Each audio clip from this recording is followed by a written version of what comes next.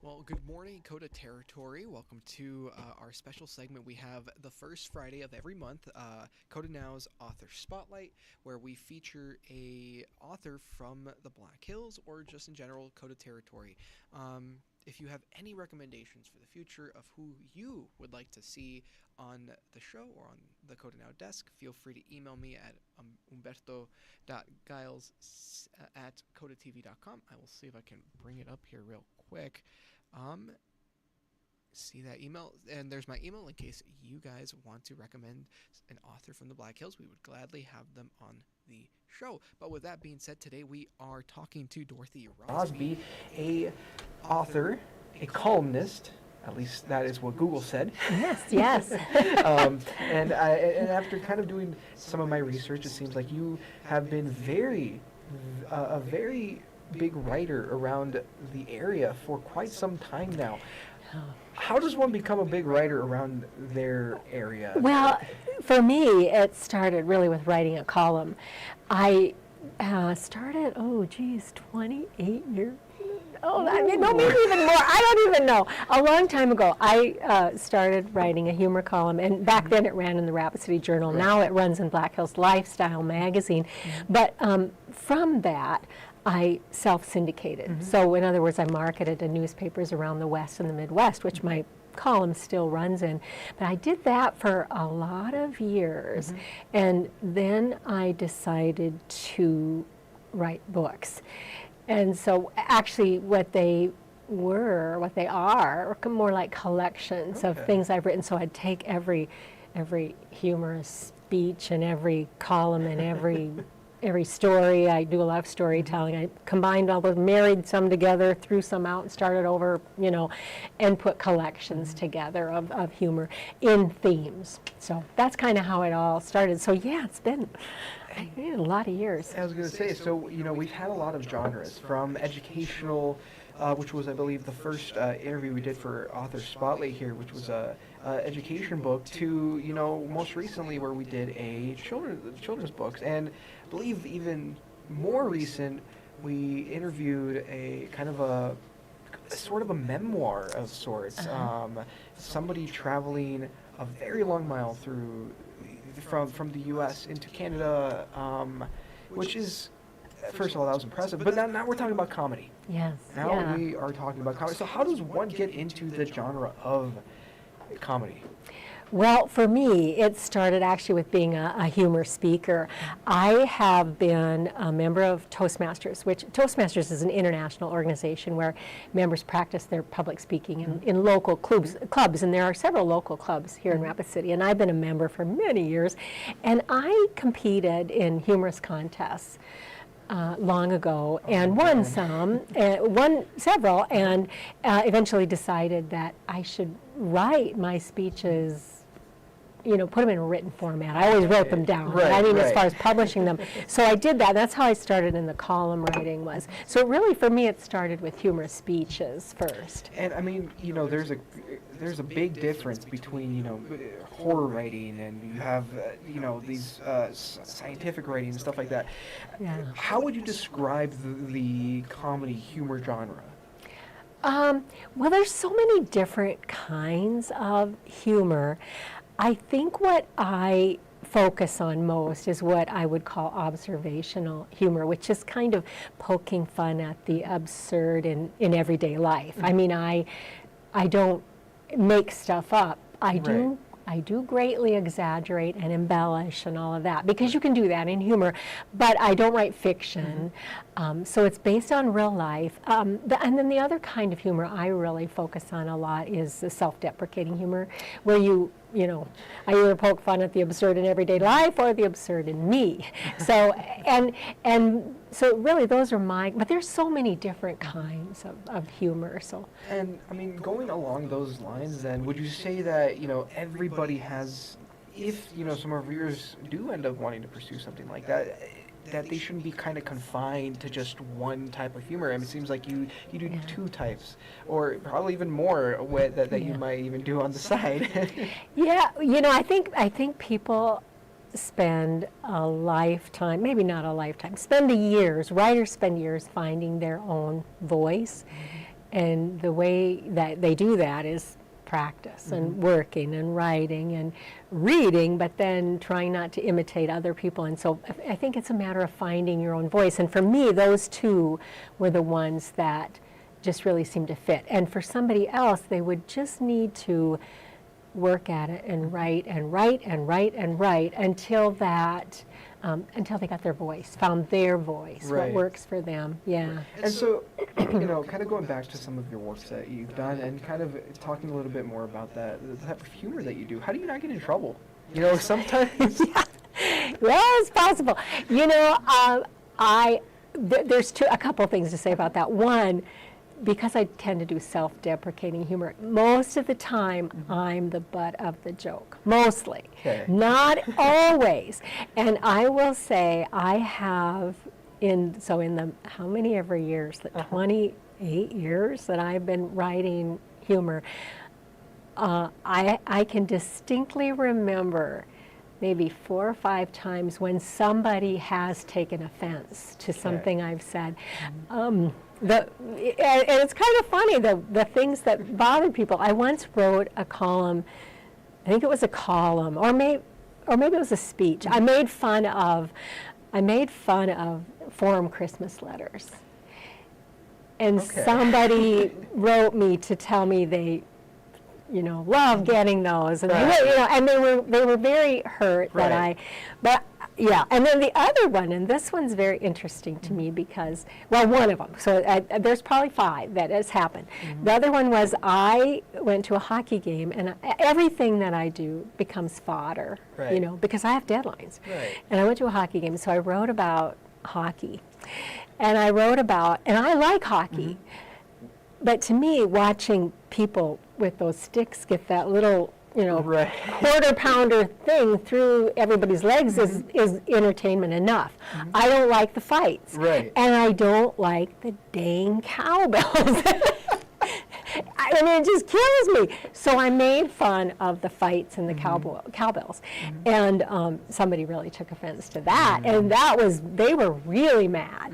But I didn't make fun of the hockey players because I like hockey, and you know, so you just never know. So you can, writing humor, you can get in trouble even when you write my kind of humor, which is not really edgy at all. I don't do edgy, it's family friendly, so even then people take offense, so, you know, you can't really go through your writing thinking, am I gonna offend anybody? You can't really, it would really limit you, but most of what I write doesn't do that. And that was gonna be another one of my questions. You kind of beat me to, you know, which was, you know, it was gonna be, you know, do you, when you're writing something, do you try to take what some of your avid readers, some of the comments that they made or recommendations, do you take it and add it to your work, or like you mentioned a little bit, or is it just more of you don't take it to heart, you know, you don't...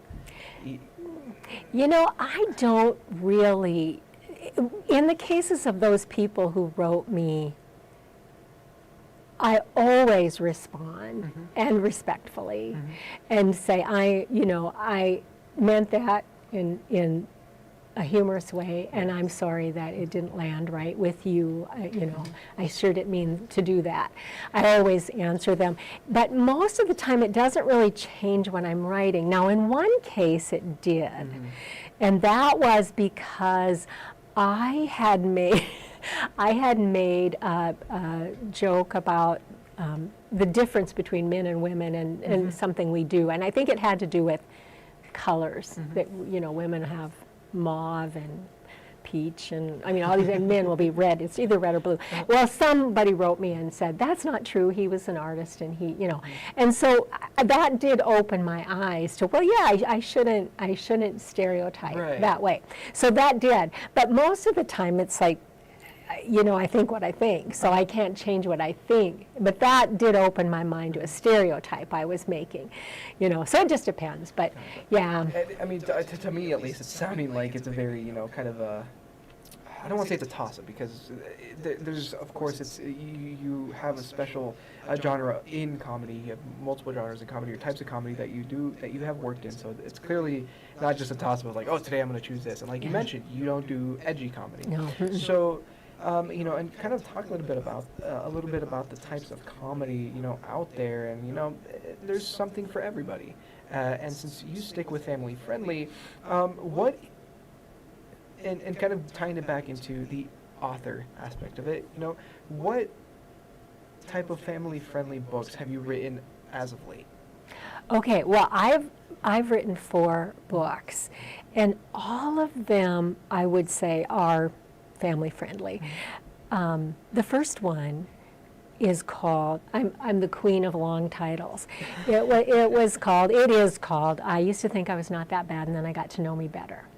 And it is a book making fun of, there's some satire and there's some stories and a variety of different types of short pieces in there that have to do with the genre of self-improvement. It's kind of making fun of self-improvement. All the things you read about, like health and wellness and diet and exercise and relationship and communication. So that was the first one.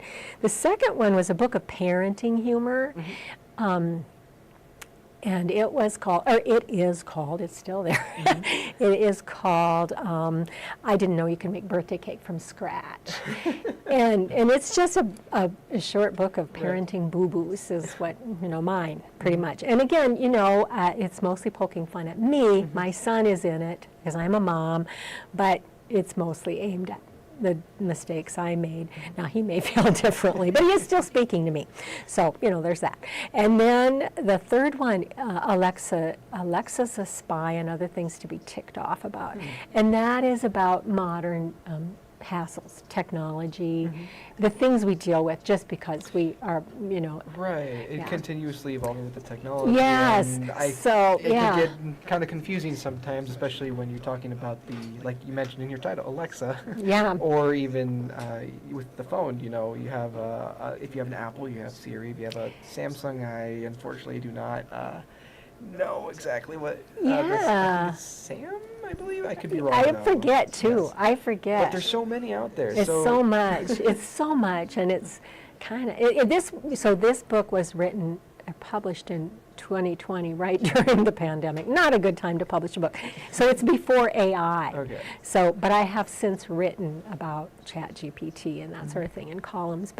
And then the last one is 'Tis the Season to Feel Inadequate, and that's the one, most recent one, that's about holiday. And we did mention on our morning shows that made it on the stage. Yes, the community theater's Well Done Players brought that to the stage twice. Now they have brought all of my books to the stage actually at some point. This is the third time. They combined the first 2. No kidding. Yeah, so over the years they have done that. They just do a great job. It's so fun to watch. And how does that feel, knowing that it goes from a book to now on the stage? Yeah. How does that feel? The first time I was so nervous. I couldn't eat. I was so nervous, and I can eat almost all the time. Yeah, I was so nervous. But they did such a good job. And then, it's gotten easier for me to not be so nervous. And once I'm watching, it's so fun to see how other people interpret what you say. There's so much involved in humor as far as timing and inflection and voice variation and all those things that I try to put on a written page. Right. And so to hear somebody get that and do it is really fun. So yeah, they were awesome. Just thinking about that, it's like, how do you? I don't blame you for being nervous. I mean, if I were in your shoes, I would probably have done. I probably would have also not been able to eat, but still eaten. Somehow. Still eating. Yes. And it got better. They did 2 performances the first time, then 3, and then 2 again, and so by now, I'm much better. I can have dinner before now. It was the first time I was like, oh my gosh. And I was so honored that they would even want to do that. It was just really cool. And throughout, just going to make sure that the mic's on, talking about problems with technology. But, kind of talking a little bit about your career that's been, it seems like you've had a wonderful career so far. What would you say is there anything that you would change from it, or are you completely happy with the way that everything Yeah. has gone so far? You know, if I could change anything, and this would be something I would want younger people to know, is I should have caught on sooner that this was my thing, because I actually won my first humorous speaking contest, like 10 years before I started doing the column. And I wish I would have, because that was my thing back then, but I didn't really, you don't believe something's possible, so you don't pursue it, and I really would have, that's the thing I would change. So that would be my advice to younger writers is start, don't wait, start. If you're going to try it out, try it out. You jump in, yeah. And I mean, how would you say that when it comes to your career, at least right now, how do you feel about it? I guess that's the question, right? How do you feel about your career right now as of this moment? I feel like I am doing exactly what I was born to do, which is a really wonderful feeling. I'm not wildly famous. I'm no Tina Fey, but I'm doing what I love to do, and I do it full time. And it's like I really can't. I can't think of anything better than that. I wish that on everybody, that they do what they feel like they were meant to do. Yeah. And okay, and going off of that a little bit and talking about some of those emotions that you feel. So I know we just talked about some advice that you would give them. Is there any more advice along those same lines? Just don't be afraid, do it. That you would give some of our younger viewers, or even our older viewers that might are still kind of on edge of possibly starting to write. Yeah, well, the most important thing for any writer, of course, is to write. But beyond that, there's it's a tough career in that you get a lot of rejection. And so my second bit of advice is that you might be able to pout for a day or feel some despair even for a day or two, but you can't quit. You have to keep going. You can never quit, because you will get rejected. Right. It's just a fact. It's just a fact of life, when you're writing. And if you're not being rejected, it means you're not submitting enough. You're not sending things out there, yeah. And so kind of, going off that a little bit, it seems like, first of all, one thing is being a writer. Another thing is, what kind of writer are you? Are you a regional author? Are you a national author? What would you say some of the difficulties when it comes to being kind of a regional, I would say regional author, especially when it comes to writing for a smaller demographic than what a lot of these national authors are doing? Yeah, there are some challenges to that, which are better now because of technology. But I know writers in other parts of the country, because I attend a lot of writers' conferences, and if they live in a bigger city, there's 18 bookstores. We don't have that. There's more venues for doing presentations, which I do a lot of speaking, but there's more presentation venues where they can, promote themselves and talk about their work. So that is a limitation, but I will say that if you have to be a writer, this is in a smaller community, in a rural area, this is the time to do it, because now there's Facebook, and now there's Zoom, and there's, I learned a lot about that during the pandemic, because I did have a book come out in 2020. I'd been working on it for years, and it finally done, and then that happened. Yeah. Well, for the first time ever, I'm sure Zoom was around, but I actually did author talks via Zoom, and that sort of thing. So how was that? It was a new world for me. It was the learning experience. But it was like, wow. What it means is that we are not limited by living in a rural area like we once were. because of technology. Right, and then kind of going off, like you mentioned, it's technology and being able to use that to your advantage as a kind of as a starting author. Right. So, as we begin to kind of wrap up the segment here, where do you see your career going, at least moving forward? Well, I have been doing lately a lot more storytelling.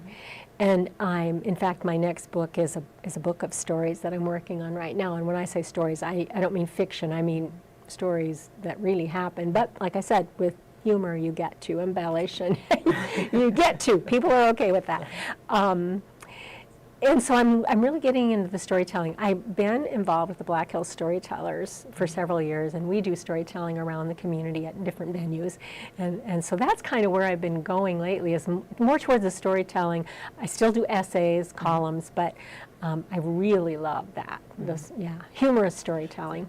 And what are some of the resources available to some people that are interested in getting into writing, available around KOTA territory, the Black Hills? What are some of those resources available to them? Well, there's the Black Hills Writers Group, and there's the Black Hills Storytellers, and both of those you can search online and find more information about them. And then, I have some groups that I belong to nationally online that are really helpful.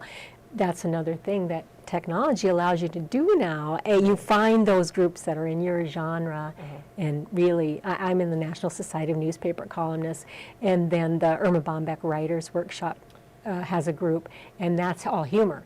So you find those national organizations, but having a local group, a Black Hills Writers Group or a Black Hills Storytellers Group, a supportive group that knows what you do and gets it, is really helpful. Especially, it's in your home, so Yeah, you're not yeah. traveling constantly if you can, especially, dare I say, with the high gas prices. Yeah, and attending writers' conferences are a really valuable thing. It's expensive, but it's such a learning curve. I mean, so much to learn when you both about writing and publishing and marketing and the business side of things. It's such a learning curve. So there's a lot to learn at those. Plus networking, meeting people that you can collaborate with, and I've done that a lot. So, and kind of talking a little bit about some of your books again, stepping a little bit back on some of your works.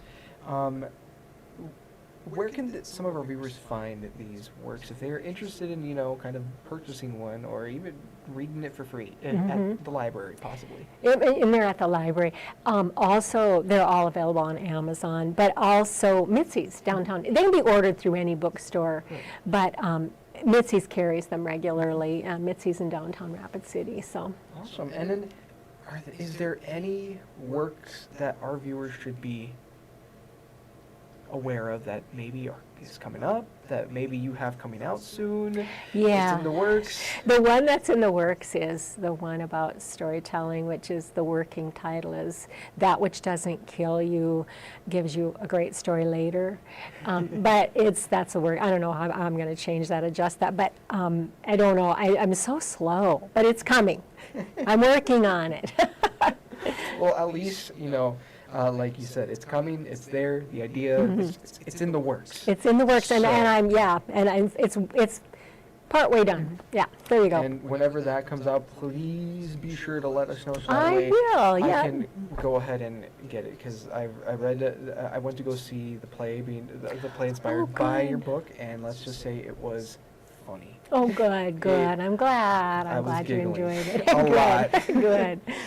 But, kind of with that, is there any other message you would like to, give our viewers when it comes to the world of literature, whether it's humorous writing, whether it's horror writing, whether it's sci-fi, fantasy, whatever they might be into? Is there any other message you would like to give them about, the career as a whole? Well, you know what I'd like to say, and this is because I just heard that with the Oxford Dictionary picked their word of the year for last year was brain rot.